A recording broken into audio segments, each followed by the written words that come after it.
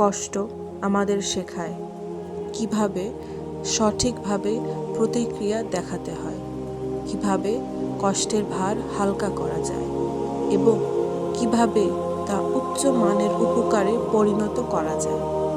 কোরআনে আল্লাহ বলেন, তোমাদের হয়তো কিছু কিছু জিনিস অপছন্দ করবে যা তোমার জন্য ভালো, আর হয়তো কিছু ভালো লাগবে যা তোমার জন্য ক্ষতিকর। আল্লাহ জানেন, কিন্তু তোমরা জানো না। আল্লাহ জানেন, আমরা জানি না।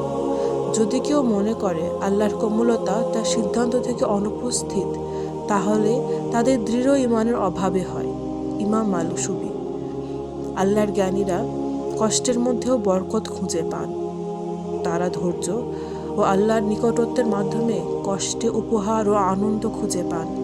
কষ্টের সময় মানুষ সবচেয়ে সৎ দোয়া করে অন্তরের গভীর থেকে। আমাদের উদ্দেশ্য হলো কষ্টের সময় সুন্দর ধৈর্য, সন্তুষ্টি ও আল্লাহর উপর ভরসা বজায় রাখা। নবী করিম সাল্লাল্লাহু আলাইহি ওয়াসাল্লাম বলেছেন, যখন আল্লাহ একজন বান্দাকে ভালোবাসেন, তিনি তাকে পরীক্ষা করেন। যদি সে ধৈর্য ধরে, আল্লাহ তাকে নির্বাচন করেন। যদি সে সন্তুষ্ট থাকে, আল্লাহ তাকে বাছাই করেন। অতএব বাহ্যিকভাবে কষ্ট হলেও তা আল্লাহর নির্বাচনে উচ্চতায় পরিণত হয়। এগুলো সবচেয়ে বড় বরকতের মধ্যে অন্যতম। আল্লাহ কোরআনে বলেন, প্রভুর রায়ের সাথে ধৈর্য ধরো, কারণ তুমি আমাদের তত্ত্বাবধানে আছো।